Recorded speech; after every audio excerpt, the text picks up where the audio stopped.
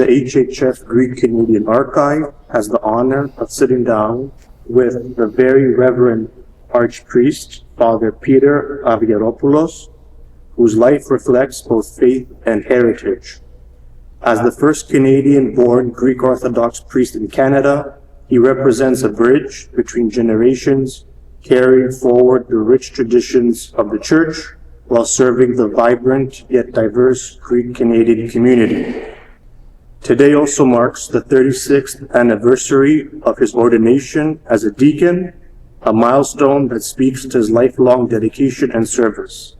Father, thank you for taking the time to meet with us today.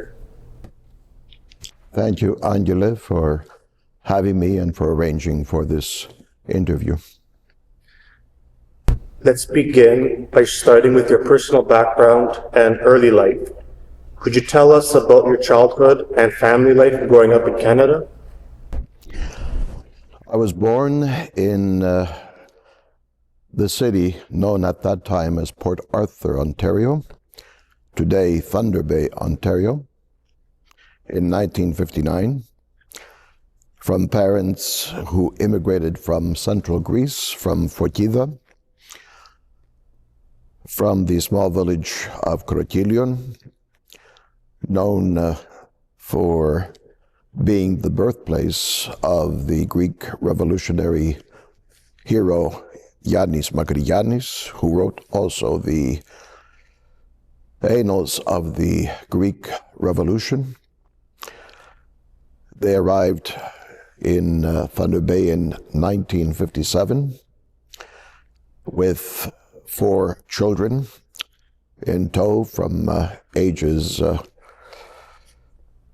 14 to 8. And I was born 2 years later, completing the family. We grew up in a town that had very few Greeks. There was only one church, the Church of the Holy Trinity, Agia Triada, which is the 3rd oldest Greek Orthodox church in Canada, opened in 1918, following the churches that opened first in Montreal and then Toronto. Growing up in a small town where church became the center of the Greek experience in Canada at that time, all our events was associated with being around the church, whether it was celebrating our national holidays of 25 Martiu, March 25th, 28 Octobriu, the 28th of October. Of course, all our national celebrations, our religious feast days, this was the only place we went because there was no other church. And as such, those of us who grew up there in the bosom of the community in Thunder Bay saw each other as family. And to this day, when I meet expats from Thunder Bay, especially here in Toronto, it's like an old reunion where we remember the days of past and how that formed us. And what I remember specifically is in a small town like that, where there was nothing else to pass on the Greek traditions, I recall vividly the name day celebrations that took place in the homes of our fellow Greeks there. And what struck me later on, thinking about this, is that there were no invitations extended. People would show up. My late father was named Ioannis, so on the feast day of St. John the Baptist on January the 7th, I remember my mother, along with her 2 sisters, cooking up a storm to make sure that they had enough food to host all the people that would come by. And of course, being of very low means at the time, we lived in a very small house, but I remember that house being packed to the rafters with people just coming in, enjoying the food, the celebrations, and the Greek dancing that took place. And thinking back on this, what they tried to do is replicate the panigyria, the festivities that they would have from their village, because it was then that the whole village would come together as one and celebrate the celebrations, usually with a religious character. In the town that my parents came from, the summer had two celebrations, Taios, as they called it, the feast of Fr.Peter on July 20th, and the feast of Panagia on the 15th of August. They would go up to the mountain called Panagitsa and celebrate the celebration there.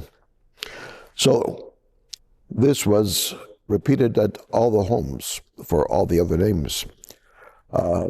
Looking back on it, it was a very special time because it was within that context that we gained an appreciation for our Greek culture, our religious traditions, of course, going to church in the morning, and then celebrating the feast day with family and friends. And being the young ones, of course, they would always bring us into the dance line to make sure that we learned our dances. What motivated your parents to immigrate to Canada? And did they ever tell you the story of their journey? We ended up in Thunder Bay because of my maternal grandfather, Dimitrios Saitis, who came on his own with a few other of his Horiani from the same village in 1930, landing at Pier 21 in Halifax on February the 4th. The reason I know the dates is that when I took my family to visit Halifax, we went by Pier 21 to look up the records.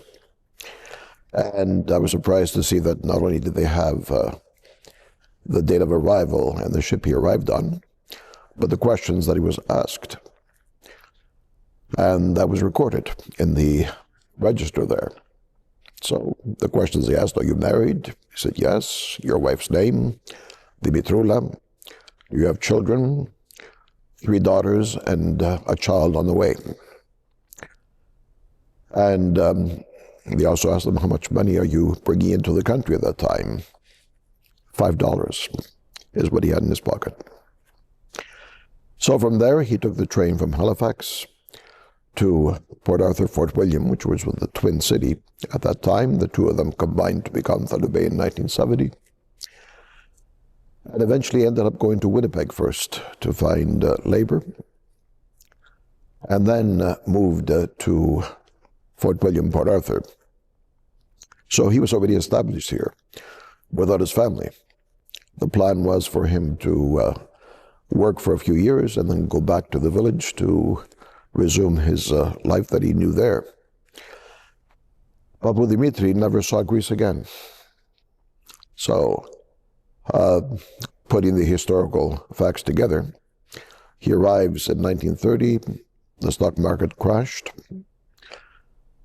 Second World War starts in 1939, the Greek Civil War then began, and there was a personal tragedy that happened to the family there that resulted in the coming, at that time, after the Civil War, of my grandmother, to be reunited with her husband, my grandfather, after 23 years of being separated, and coming with the 2 youngest daughters at that time who were still single. But the event that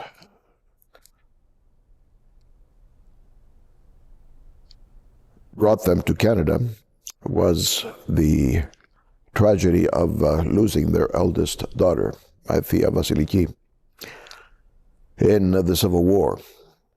She, along with a few of the other Horiani, including the president, the school teacher, and her daughter, were taken as hostages by the leftist forces that were trying to gain control of the country. And the story that was passed on in the family was that they held them hostage to exact financial and other resources from the village. Whatever monies were collected apparently was not enough for them, and they ended up essentially killing them by knife. After the war, my mother told me this firsthand. She and my uncle went in search of the burial place, and they found this outside the village. One of the persons that had dug their graves was able to confess to the fact that they were buried in this location. So when they dug up the exact spot where they were murdered, they had trouble, of course, identifying who was who. And how my Aunt Vasiliki was identified was by, as my mother said, they could see this, that she had the braided hair that was still there. So they took the remains back to the village and gave them a proper burial. When I went back to the village, I went, of course, as a priest to look up the grave and to do a memorial service for my aunt. And the date that I saw on the cross, and I have a picture of this, is the 8th of September, 1948, when she was murdered. It happens to be the feast day of the birth of Pelagia, so another connection to Pelagia for me. And very chilling that underneath the date of her execution, they placed the Greek words ephonefthi. She was murdered. So this event caused my grandfather to bring his wife finally, after the borders had opened, along with his two youngest daughters, my aunt Euphemia and Virginia, and they were finally joined together as the family. My mother happened to be the second daughter who had already married my father, of course, and they already had 4 children by that point, so they were the last to be brought out. And they were brought out in 1957, so about 4 years after the rest of the family. So it was... Your mother's name? My mother is Georgia. And did your grandfather know about this tragedy that happened in the village? Unfortunately, I never met my grandfather. He passed away the year before I was born. So I'm not sure how much he would have known. I'm sure that, of course, the only way of communication at the time was by letters. So I'm sure that he received the news by that because, of course, whatever he could, he would send back to help the family from whatever he was making here in Canada. So after 20 years, your grandparents reunite, and the following year, your grandfather passes away. So they reunited in the year 1952, and my parents came in 57. Did your grandmother ever tell you the reunion between her and your grandfather? My grandmother died when I was 6 years old, and I remember her funeral because it's the first one I went to in 1966. She was my caregiver for the first 5-6 years of my life, as my parents were working, of course. So it was myself and Yaya. They were at home. And as I found out later, she suffered from osteoporosis. She was always hunched over. I never remember her smiling, but she'd always breathe heavily. And one expression that I always remembered is, Ak Vasilikunamu, the name of her daughter that she lost. And of course, I didn't know what this meant at this time, but this anastenagmo, as we call it in Greek, was with her almost to the end. So this is what I remember her as a typical Greek yaya, always dressed in black. And the kindness And her faith, I think, is what has been passed on to the family. This is what I remember her mostly.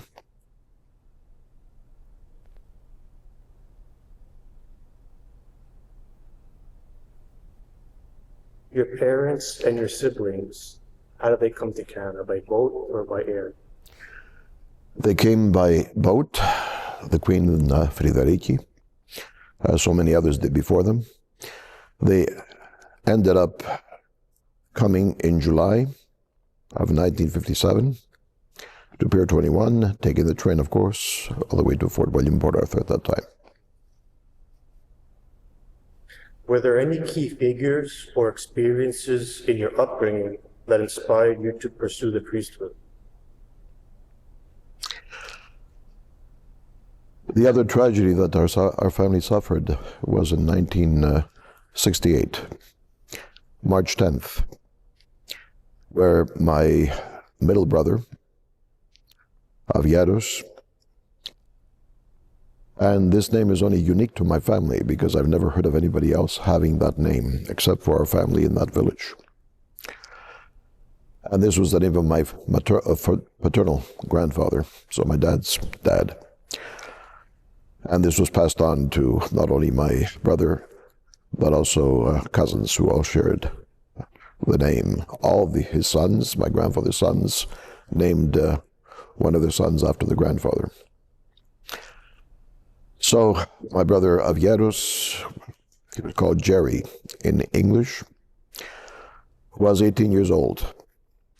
March 10th, he and his friend were in a car going from Fort William to Port Arthur. This was the southern part of the city to the northern part of the city.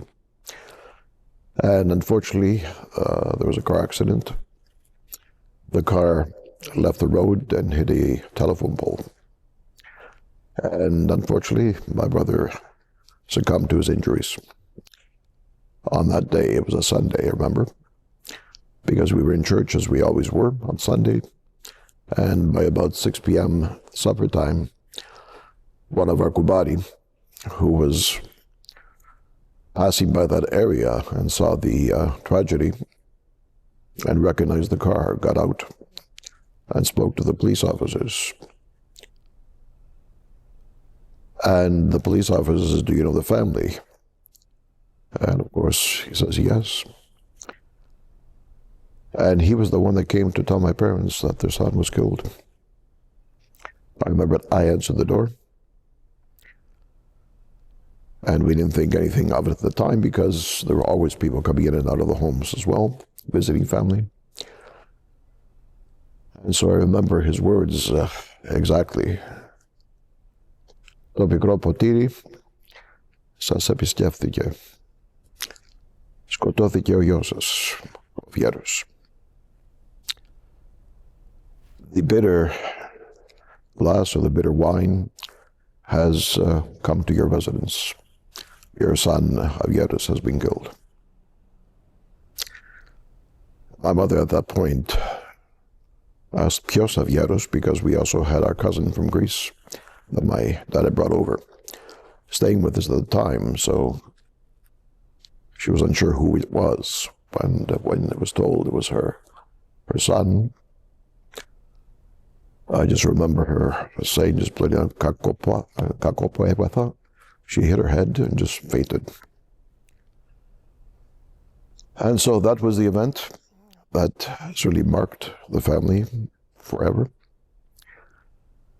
What that tragedy did for me was that it brought me closer to the church because, of course, my mother sought solace in the church at that time. And I remember our very kind priest at that time, Father Christos Cavades. It was his first parish in Thunder Bay. Many, many years later here in Toronto, now as a priest, and he in his old age shared with me his experience of that day, where he was called upon to go to identify the remains. And he never told my parents this because it would have been too hard for them to bear, but he told me. He says, Τι να σου πω. Τον αδελφό σου τον είδα με το κεφάλι του σε ένα μέρος και το σώμα του αλλού. So this was something that he carried, a memory that he carried with him how many years as a priest. And I thanked him for sharing that with me as we both became very emotional at that. So these are the memories that flood back. Thinking about our time in Thunder Bay, there were very many joyous times, of course, but the tragedies are also the ones that always come to the surface when you think about them. And I would not be sitting here today, I'm sure, if it was not for that experience of dealing with such a tragedy and a death in the family, and especially a sibling. He was 18, I was only 8 at the time, so there was 10 years difference. So, looking back at how many 8 years old I have in my parish here in the Sunday school, and thinking, how does an event like that impact a young child? And what do they remember of this? But looking back from the lens of faith, we can see that God has a plan. So we had to go through that experience, and the faith that became the bedrock of support for my mom, for her to be able to carry that cross of mourning, was something that was passed on to us. At one of the visits of Father Christos to our home, he said to me at that time, "Παναγιώτη, πόσο είσαι τώρα?" Του λέω 8 χρονών at that time, 8 years old. He says, "Έλα να με βοηθήσεις μες στο ιερό. Θέλω βοήθεια. Come and help me in the altar, I need help." And that began my serving at the altar as an altar boy. And I always told Father Chris that από σένα αρχίσαμε να υπηρετάμε το ιερό. So that experience has always bonded me with him as well. So from there, serving in the altar as an altar boy, not missing any of the services. And it was a very small altar because we had a small church on Thunder Bay, of course. And this certainly marked my experience of growing in the church and learning about the faith. And as we grew older, then we, in a sense, graduated up to the church choir. So all the young people at that point found a home with the church choir to learn to sing their responses to the liturgy. In 1974, we moved to London, Ontario, where I got involved in playing in a Greek band. My parents had the foresight to get me to learn to play the accordion. At that time, I remember the lessons were $3 per hour. And my parents were certainly not people of means, but they made that sacrifice. And they saw that I had a beautiful ear, and so I remember Dad coming home and asking me, "Τι έμαθες σήμερα? What did you learn?" I says, "Παίξε το ραϊτό, παίξε την ήτια." The songs that he knew from his village.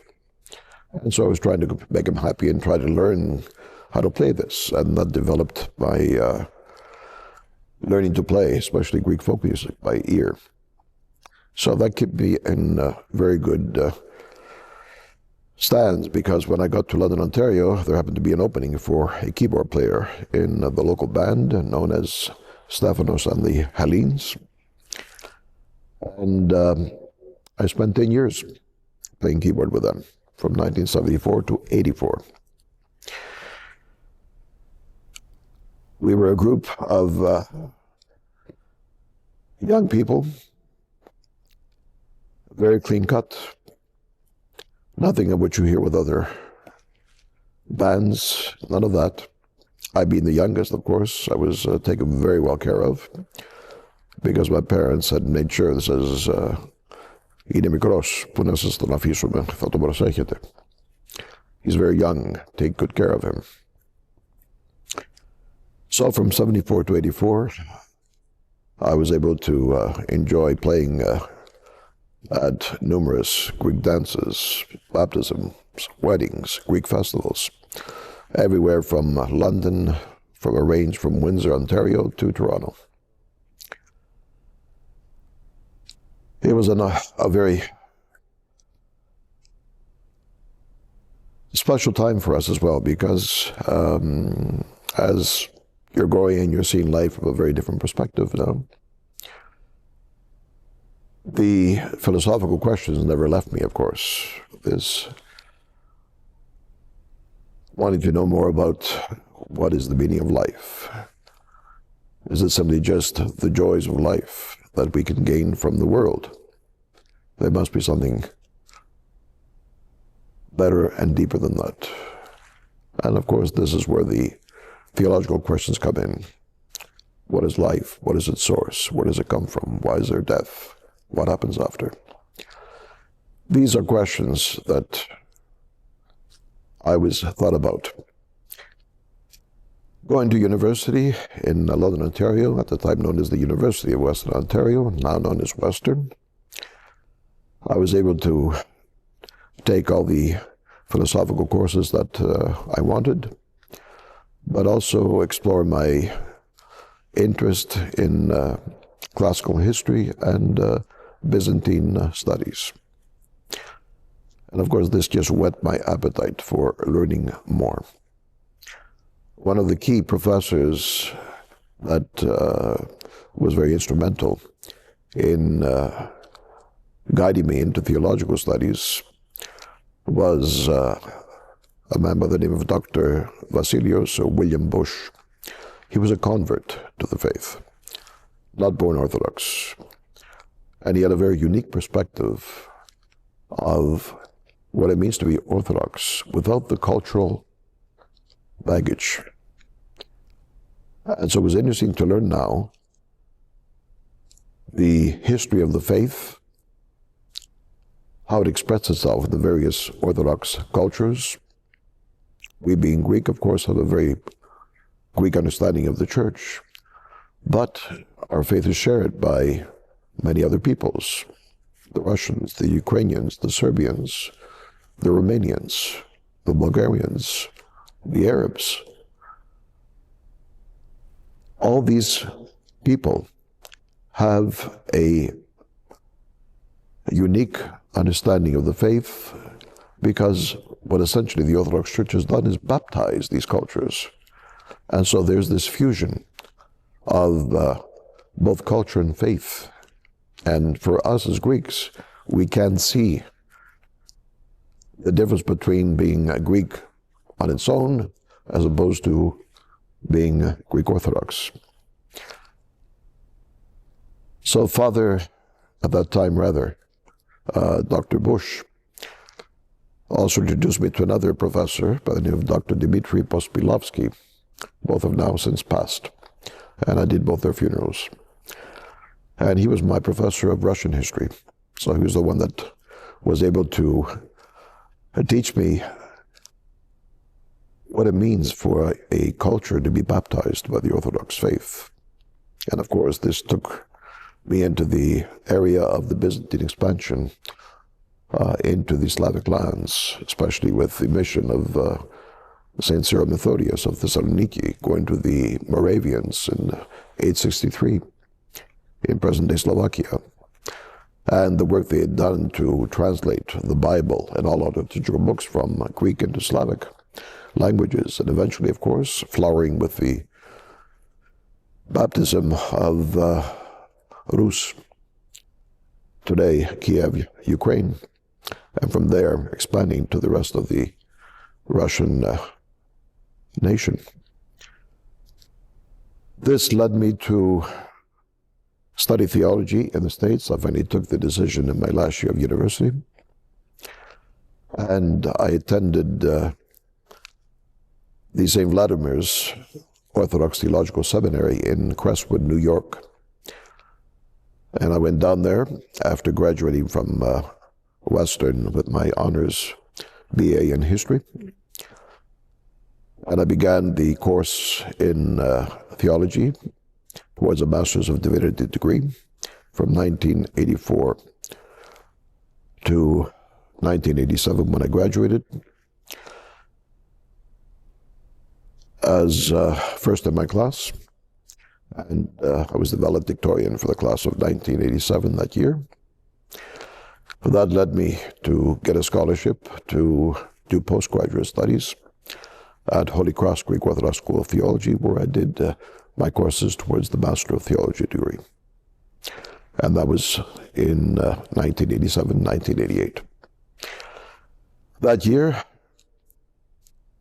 or the summer before, just to back up, I was able to go to the Holy Land to visit the holy places for the first time with a group of pilgrims from London, Ontario, from the Church of Avgeropoulos, led by the late Father Evstathios Kodoravdis. And on this trip, there was the future Fr.Peter. And it was there that we met on our trip to the Holy Land. And coming back from that trip, we began our relationship that finally culminated in marriage. After I graduated from Holy Cross in 1988. And the next year, on this feast of the Pentecost of the Holy Spirit, I was ordained a deacon in 1989. As you said at the beginning, today is my anniversary of ordination, 36 years now. And 6 weeks later, I was ordained to the priesthood on July the 25th, the feast day of the Kibisis της Αγίας Άννας, the Dormition of Saint Anna.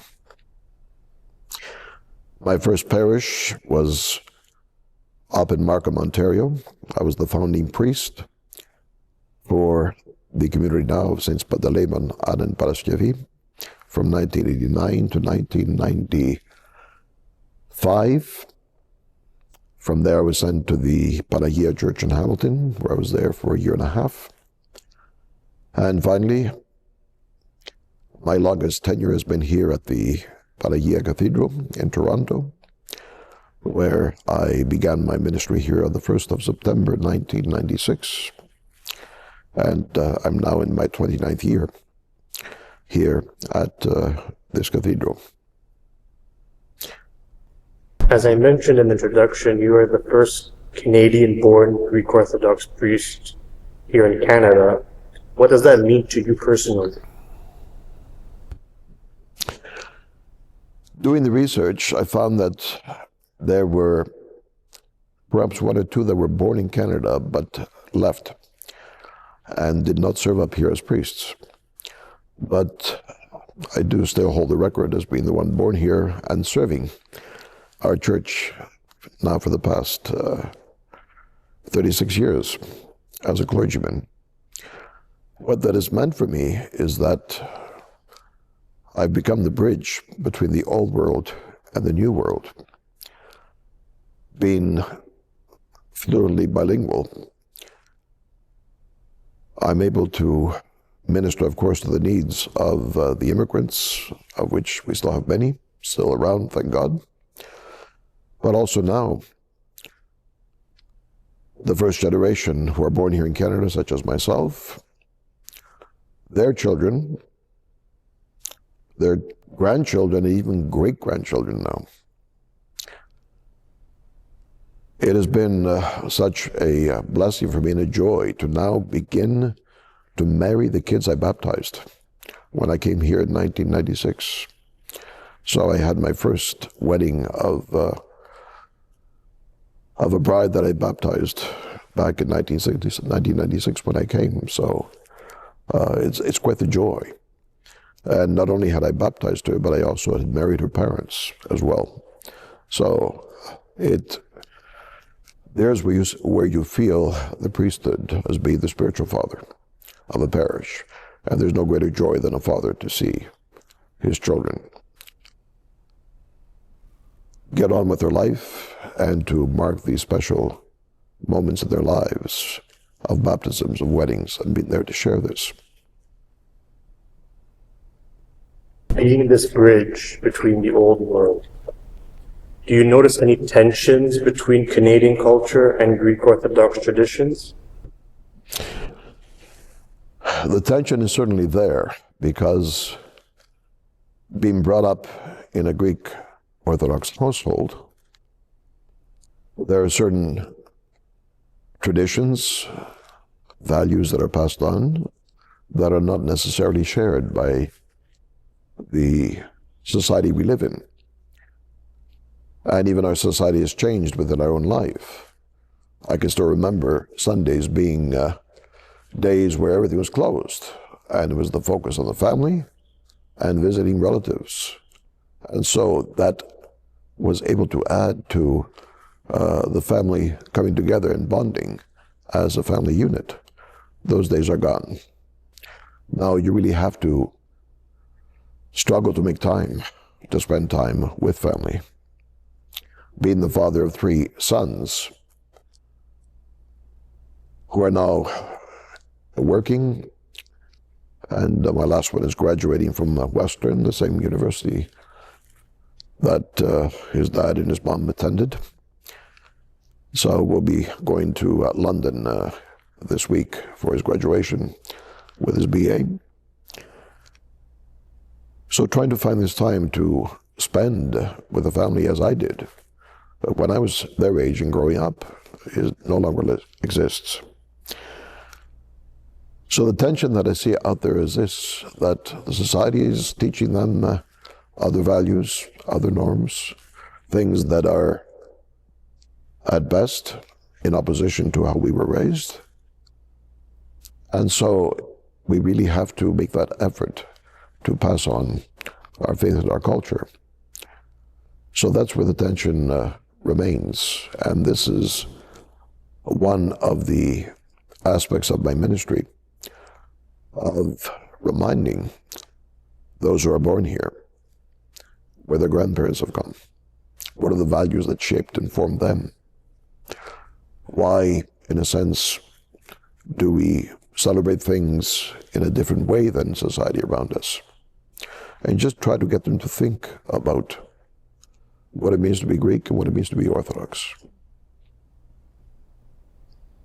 And how do you see the needs of your congregation change over time? When I came here in 1996, I remember the parting words of my predecessor, the late Fr.Apostolus Ananiadis, who told me, "Πρόσεξε, be careful, don't put too much English into the service. People will not accept it. It's too soon to do this." Being much older than I and much more experienced, I thanked him for his advice. And I remember my first Sunday on my own, because the first service here was with my predecessor, Fr.Apostolus, who introduced me to the congregation. And the next Sunday when I was alone, I took his advice. So I didn't use too much English outside of doing the epistle, the gospel, the creed, the pistevo, the Lord's Prayer, and the sermon. 5 points of the service in both Greek and English. After that first Sunday, I remember I had my first meeting with the church council to get introduced to them. And I remember I went around the table and I asked everybody, what are the needs of your parish here? I'm the newcomer. This is your home. You know the parish better than I do at this point. Please let me know, how can I assist? What do you need? Out of 30 people that were sitting around that table, each one of them said, we need more English. We're losing our children.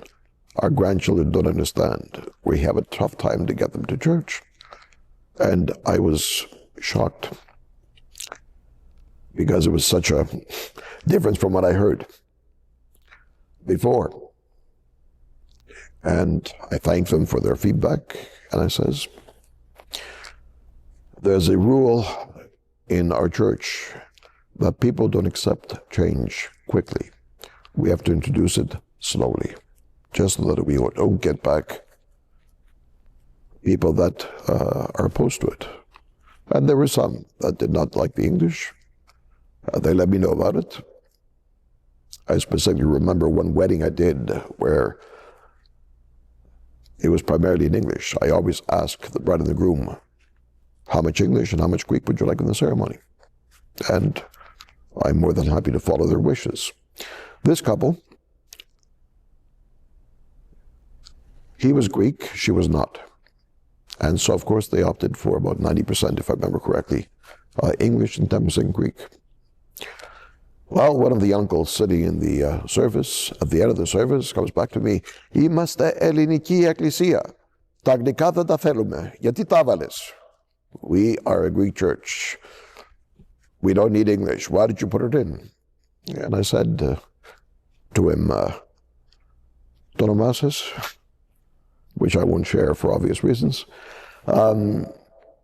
I says, έχεις παιδιά? Do you have children? Έχω. I do. Έρχονται στην εκκλησία? Δεν έρχονται. Do they come to church? They don't come. Γιατί δεν έρχονται? Why don't they come? Μου λένε δεν καταλαβαίνουν. Του λέω, τώρα απάντησες στον εαυτό σου. Βάζουμε τα αγγλικά για να καταλάβει η νεολαία. Δεν πρέπει να χάσουμε τα ελληνικά. Εδώ θα τα μάθουνε. Του λέω, κύριε Τάδε, η εκκλησία δεν θα μάθει στα παιδιά σου να μιλάνε ελληνικά. Θα τους μάθει για το Θεό. The church is not going to teach your kids how to speak Greek. We have Greek schools for that. The church is here to teach them about God and their faith. Πες τα παιδιά να έρθουν να τους γνωρίσω. Please tell your kids to come so I can meet them. He did. And slowly they started coming. Maybe about 2 years later, the same person came and asked me for my forgiveness for having confronted me with his angst at the time. So these are the memories that I remember from the very first days here. Now it's not an issue whatsoever. We could do even the service 90% in English. We won't get that kind of feedback. But I see that that has become now a vehicle to bring more people in to understand what's going on. The point is this, language is not the issue. What is the issue is, do you have a living relationship with Jesus Christ? Because if you do, whether it's in Greek, in English, or any other language, you're coming for the right reason. You're coming here to worship God. And that is the essence of faith, a living relationship with your God. Aside from these tensions, can you recall any difficult days of your ministry? The greatest challenge and difficulty, of course, in this church was our devastating fire that we had on the 3rd of April, the year 2000. It was the third Sunday of Lent in the midpoint. And I remember my sermon that morning was, we're at the midpoint of Lent, things will get harder. We will need more strength to bear our cross as we go through the second half of Lent. Let us ask the Lord to give us strength as we will face more challenges through the second half of Lent. At 5 in the morning, the next day, I got the call from my caretaker that the church was on fire and the flames were coming through the ceiling, the roof. I called the president of the community at that time to tell him the news. I got in my car and raced down to the church to see the church engulfed in flames and parishioners across the street where we were placed by the police crying their eyes out at seeing their church burning.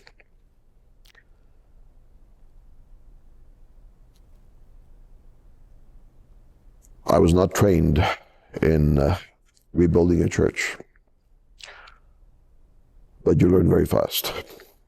Thank God the Lord sent the right people to be able to put a team together to, again, make the plans to get the church rebuilt. That story has recently been prepared in a mini documentary called Rising from the Ashes, the Restoration of the Church of Pelagia. You can find it on our Pelagia YouTube channel. And that chronicles the efforts that went into rebuilding the church at that time. It took us 18 months. It was almost a record to put the church back together again, to be able to open exactly 18 months after the fire. And we opened on the 27th of June, 2002. It didn't mean that the church was totally complete. There was many things to do. We had to get the iconography back up. We had to get the furnishings in the church, the iconostasi, the despotico, the altar table. All the icons that we were able to salvage had to be taken to the experts to clean them and to restore and retouch whatever had been damaged. And when you come into the church now, you see all the old icons in frames. These are the icons that we had restored after the fire. So it took many, many hours of meetings to be able to plan what needed to do. Looking back at that time, I'm so thankful we had the people we did to be able to assist in rebuilding the church, starting from Larry Avgeropoulos and the Horizon company that he owned, that were the general contractors, to Archon Chris Camagis, our architect from San Francisco, that gave us the plan for this magnificent Byzantine edifice. And the big change that he floated to us as an idea was to turn the altar around to make it face east, as it should be. Because the church, when it was bought in 1961, was a former United Church. And there was no altar but a stage, and that was facing west. And when the Greek community purchased it in 1961, they just made the necessary changes that needed to be made to make it into an Orthodox church. We had the opportunity through the fire to not only rebuild it, but to make it more traditional and to put in our traditional features of a Byzantine Orthodox church, the Grand Dome. At that time, it was the biggest dome of any Greek Orthodox church in North America. It has since been now surpassed by other newer edifices. But the columns that remind us of Hagia Sophia. So these are the changes that we were able to put to the church. And this is, I would say, my contribution, along with our team, to the Greek community here of Toronto, that we were able to play a small part, but a significant part, in rebuilding such a historical church here. You've endured difficult days in terms of death, and now the restoration of Panagia following the fire. What were your most joyous days of your ministry? The joyous days are participating in the joyous occasions of my parishioners, the weddings, the baptisms. One of the other highlights of my ministry was in 1998, for the first official visit of His All Holiness Ecumenical Patriarch Bartholomew to Canada. And at that time, I was part of the organizing committee, and it fell upon me to do most of the translations of the Patriarch's speech from Greek into English. So I remember that all these speeches have been prepared beforehand. The Patriarch rarely speaks extemporaneously. It's always written, and he reads from a prepared text. So all these speeches that he was going to give across Canada in the 8 days that I was here were sent to the Archdiocese at that time, the metropolis. And was called into the office by the Archbishop, the Metropolitan at that time, saying, "You're the one that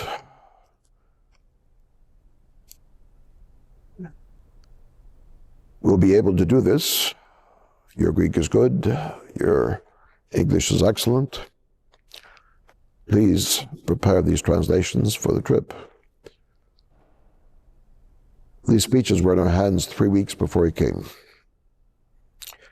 So you can imagine that for the next 3 weeks, that was all I did, was translate. There were so many speeches that it was impossible to finish them off.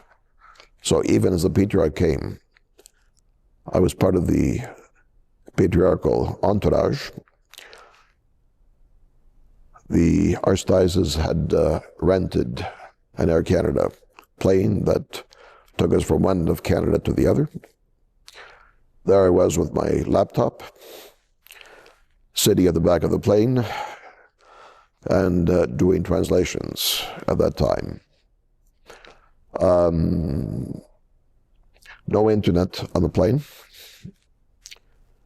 so it was me and my dictionaries.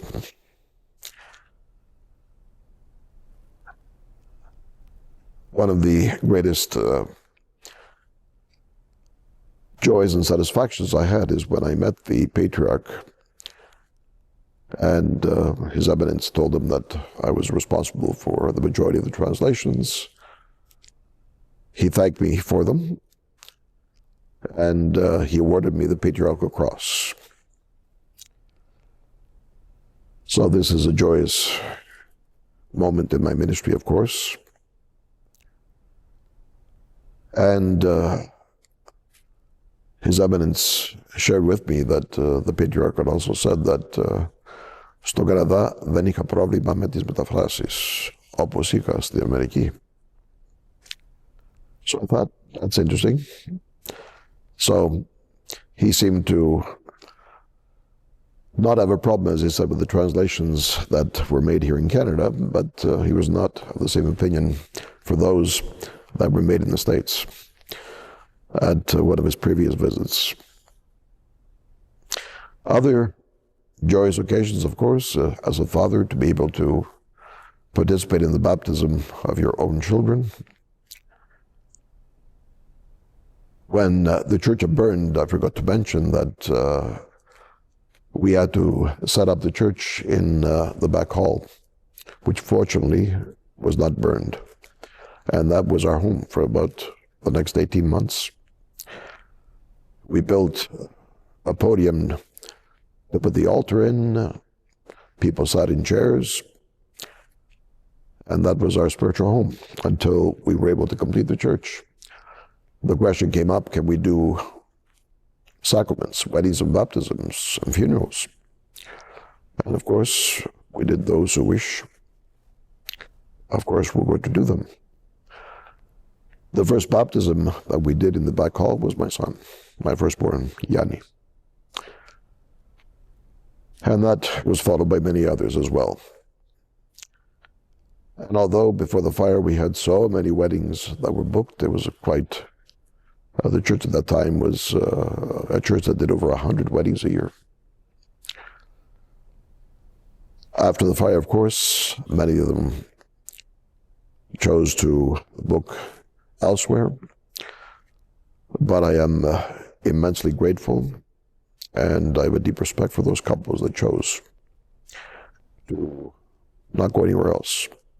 And said, but here's our church, Even if we have to get married in the parking lot, we will do it. And so they came, they were married in the back hall. For them, it wasn't the glitz and the glamour of the wedding, but the mysterion. The fact that they were being married under the protection of Panagia. And these are the couples that have remained with us and have become, I would say, the bedrock of our community here. Focusing on the immigrant generation of the 50s to the 80s in particular, unfortunately, many are passing away as of late, and you see that firsthand. Have they told you any parapona of being an immigrant?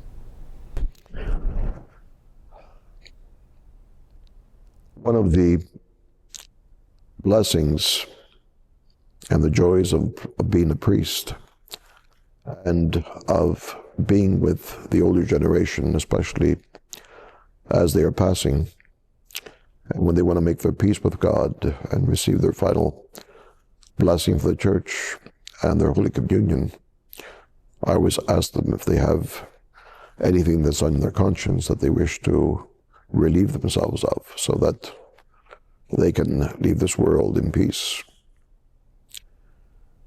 What I hear most is regret and not perhaps making up with relatives over inheritances of a few stremata in their village that they're never going to see again. And they're burdened by the animosity and the break in the family unity by issues of inheritance that seems to have followed so many of them here. And also regrets about perhaps not having done enough to ensure that their children will follow their Greek Orthodox faith and heritage in this world.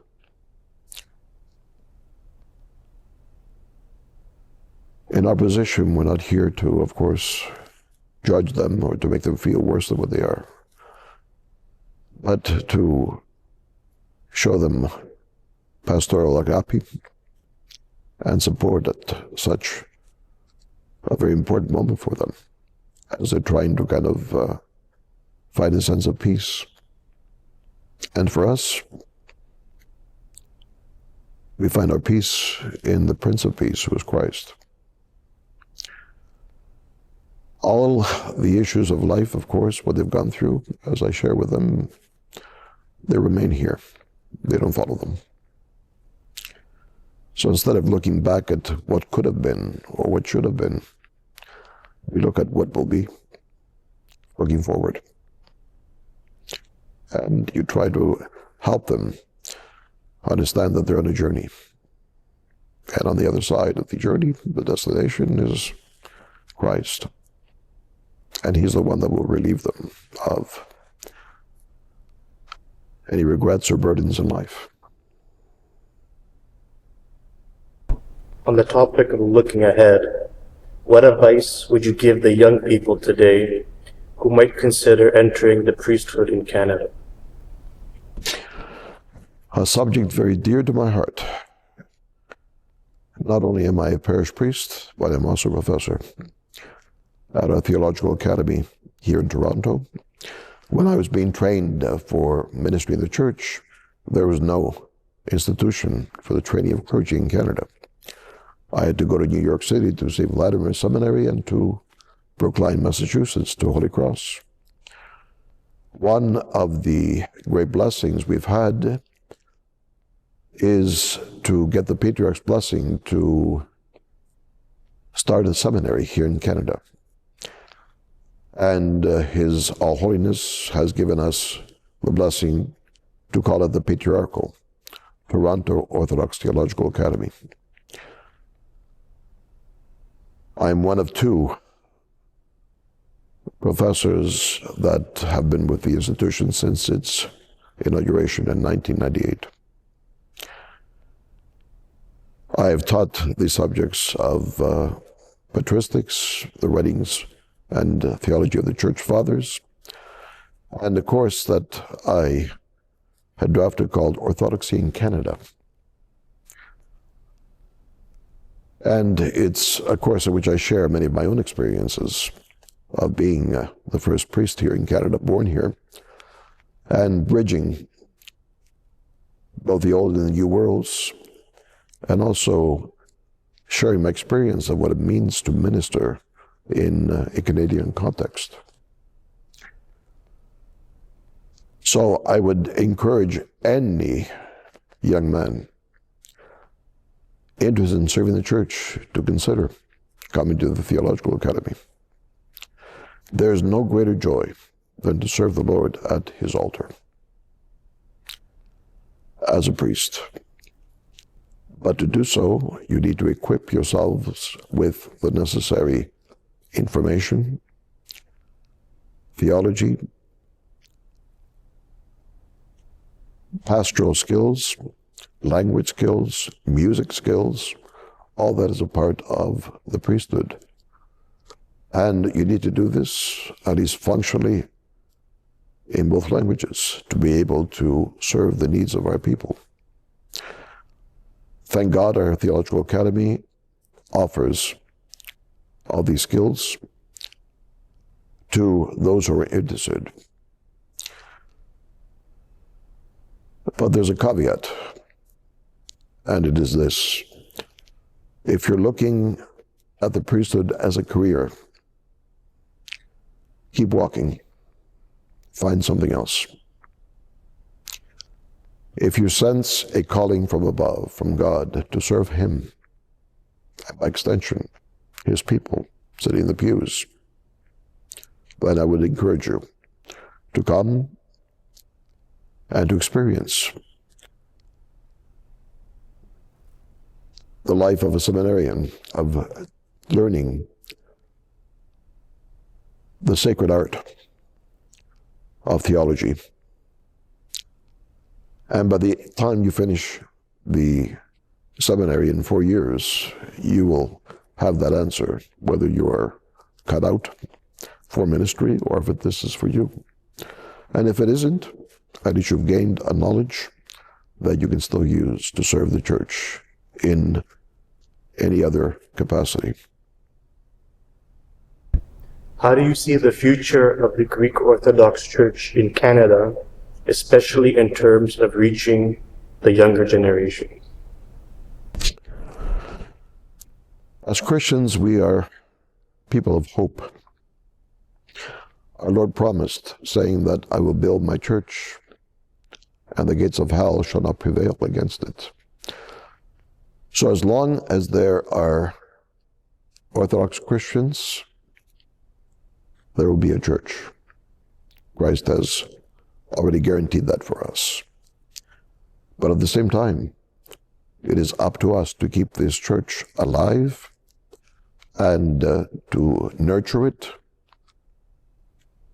to allow God to give it growth, and to pass it on to our next generation. So being Christians of hope, we pray that the Lord will raise up future leaders to serve the church, because he will not abandon his church. He will always have somebody there to care for it and nurture it. So my hope is that one day that most of our clergy will be born in Canada and will be able to bring that experience of being raised here in Canada, knowing the culture and the society around them, to assist others who are searching for God.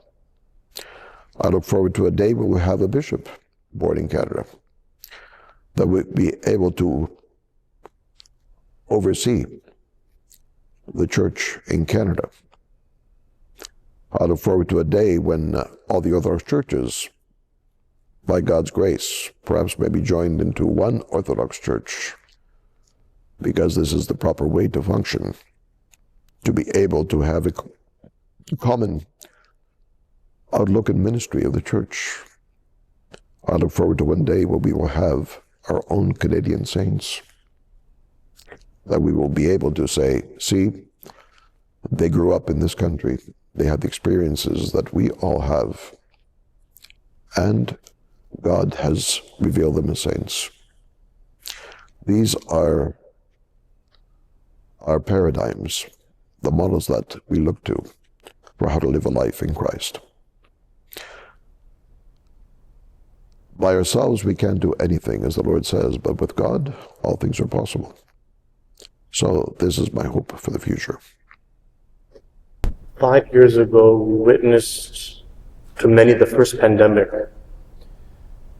How did the church yourself cope with the COVID-19 pandemic? I feel it's fitting to have it on record. Going back to 2020, when the pandemic hit, I remember it was March, a few days just before the feast day of the Avgeropoulos, the Annunciation, which our church celebrates here as its patronal feast day, and everything shut down. I remember the fear and the panic that caused, and we as church leaders had to respond when the lockdowns came. We thought of how can we get the Word of God out to our people. We were very fortunate in this church that we were the very first Greek Orthodox church in Canada to live stream our services after the opening of the church after the fire. So we had the technology in place. So we continued live streaming all our services. I did my Bible studies online. Looking back now at these messages before Christmas, before that first Easter and Holy Week during the pandemic when we couldn't assemble, there couldn't be more than 10 people in church. It was myself, my cantors, and my altar assistant. We kept a full cycle of services going. We live streamed them out to our people. I remember that our YouTube channel jumped from having about 500 subscribers to close to 2,000 during that time. And I know people were watching us because I asked them to email me back their questions or what they want me to discuss online.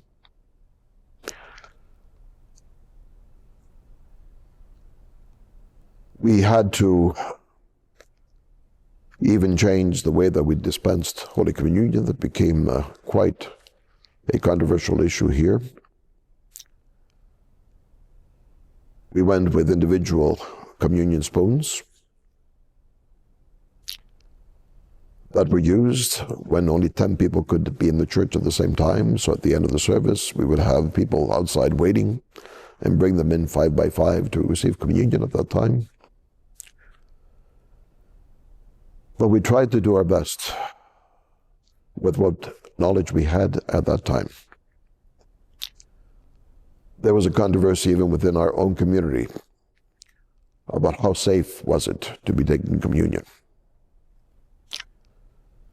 Let me go on record as saying never and not once did we doubt that Holy Communion could be a source of infectious disease. And why do we say that?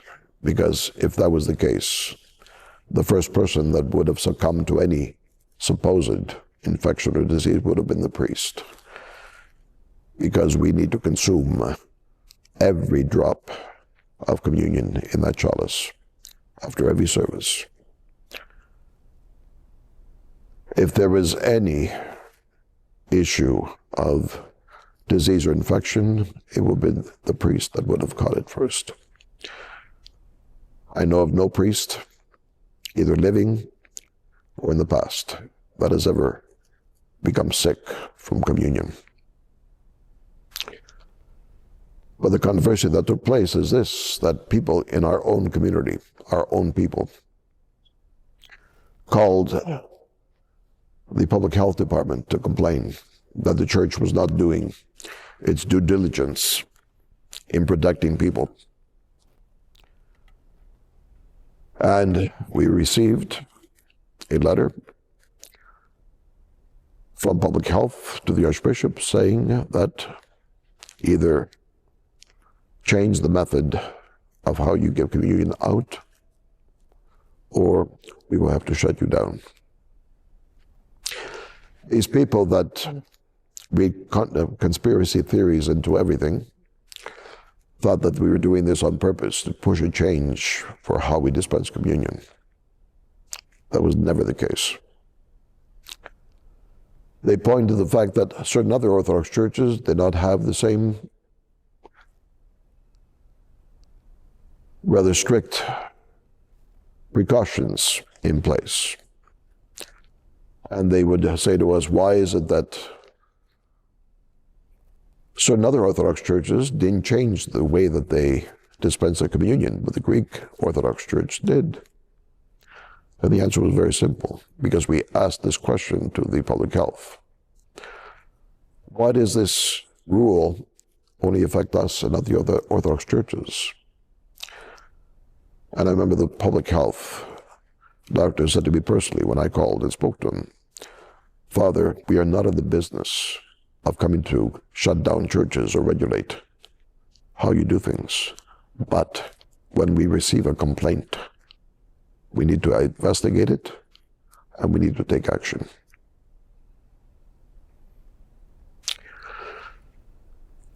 So be that as it may, we put the change. Many people had questions about this use, that they considered a sin to dispense communion by single-use communion spoons. And I can tell you right now that this is certainly not the case or not the intention, because it's not the first time the Church has changed the method of how communion is dispensed. For the first 1,000 years of Christianity, all you have to look is up at the mural we have in the altar here of the communion of the apostles. On the one side of Christ, you see 6 apostles coming up with their hands, one inside the other, coming forth to receive the communion bread. And on the other side, there are 6 apostles coming forward with their communion bactra, or the communion cloth, as it's called in English, where they drank from the same cup, the blessed wine. About the year, or shortly after 1000, the use of the lavida, which does not mean spoon in ancient Greek, it means tongs,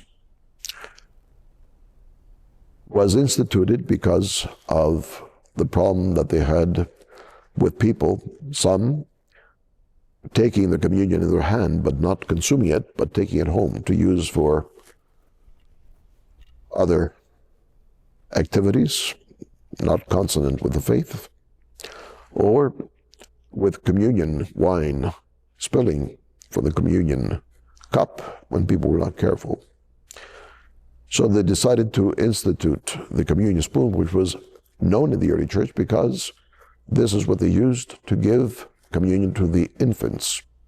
A child cannot receive communion in its hands, but the communion spoon was made for infants and for those who are sick or elderly.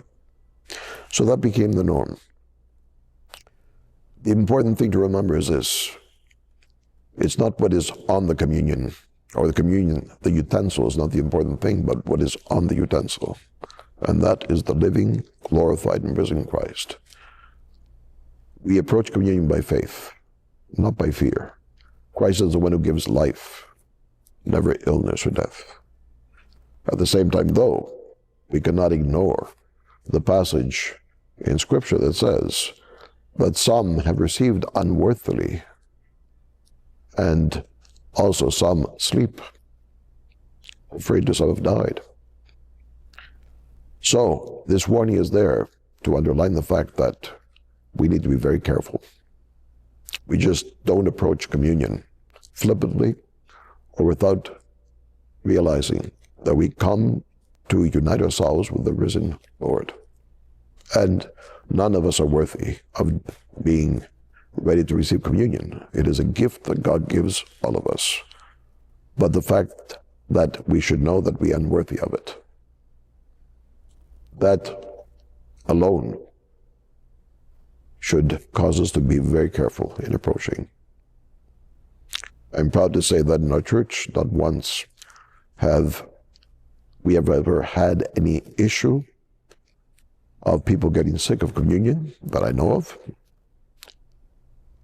And that when we finally returned to our normal way, the same people that were complaining, at least some of them, were the same people that still stayed away from communion. I made a point that in front of everybody, after I give communion, to make sure that there's nothing left on the spoon, I always lick the communion spoon at the end of each liturgy in front of the people to assure them there's nothing to fear. Does that go back to say, when you are serving liturgy, fuego Theou, que me pisti, or Fr.Peter? What we say when we come forth to give communion to the faithful, with the fear of God, with faith and love draw near, with the fear of God first, to realize who God is, with faith, the faith that this is the risen, glorified Lord that is coming to share himself with us, and with love. We need to have that love for the Lord. If we don't have this love for the Lord, then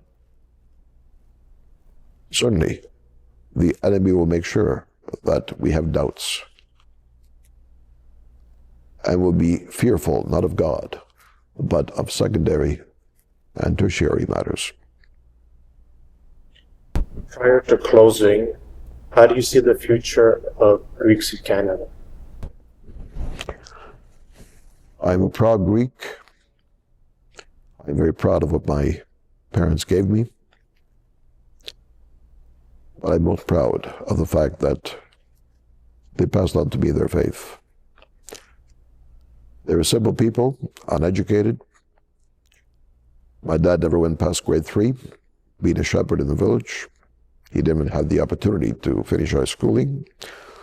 My mom was a bit more fortunate. She was able to finish grade 6.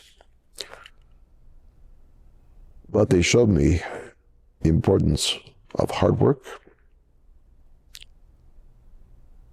of being true to oneself, of sacrifice, of teaching the children the value of hard work,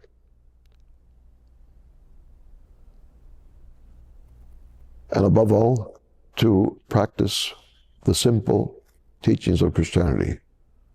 Do good unto others.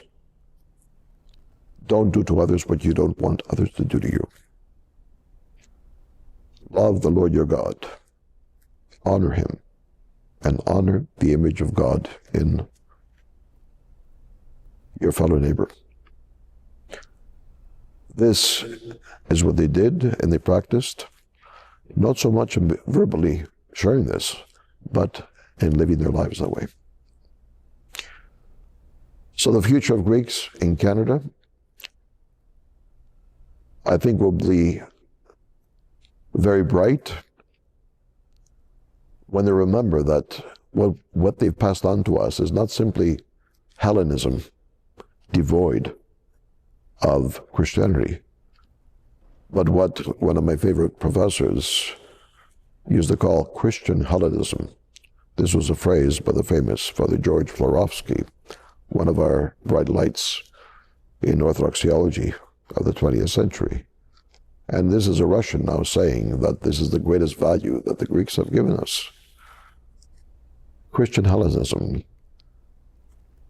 a Christianity forged by the best minds of ancient Greece. This search in Greek philosophy for the truth culminated in the Greek fathers, the Cappadocian fathers, St. Gregory of Nazianzus, St. Basil the Great, St. John Chrysostom, St. Gregory of Nyssa, all these great lights and luminaries that were able to marry Greek philosophy with Christian truth. And so what the Greek Church, the Orthodox Church, has passed on is this Hellenism that's been baptized through Christianity. This is the Hellenism, I think, that will flourish and grow. One of the tensions we do have in Canada is that there are others who disagree with this promotion of Christian Hellenism. They want to promote Hellenism on its own, hence wanting to go back and pass on this belief in the 12 gods of Olympus and glorifying more the pagan past of ancient Greece than seeing the value of Christian Hellenism. So it's like what the historians used to say, there's these two polarities, one represented by the Acropolis in Athens, representing the glory of ancient Greece, and then Christian Hellenism that sees its acme with the Hagia Sophia in Constantinople. And so even though the Byzantine Empire is long gone, what it has bequeathed to us is this understanding that Christianity and culture can marry and become something that is passed on, where we can take pride both in our ancient past, in the glories of ancient Greece and our ancestors, but also baptized with the truth of Christ. Thank you, Father. Before we close, would you like to share anything else? I thank you for the time taken to pass on at least the history of this first Canadian-born priest. I pray that there are many, many others who will come after me and surpass us. That's what I tell my students. The greatest joy of a professor is to see his student surpass him, both in knowledge and in arete, in virtue. So may the next generations that come after us find a way to value their past, their inheritance, but above all their faith. Because every generation has to find a way of reconciling the society around them which they live and the faith that's been passed on once unto the ages.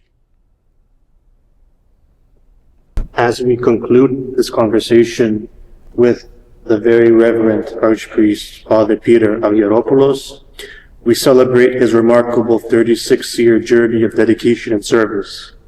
His life story stands as a testament to the enduring faith and resilience of the Greek Orthodox community in Canada. We also thank him for being a spiritual father, guiding, inspiring, and nurturing generations in their faith. May his example continue to inspire the future who will watch this interview to honor their heritage and embrace their Greek Orthodox faith. Thank you very much, Father. Thank you, Anthony.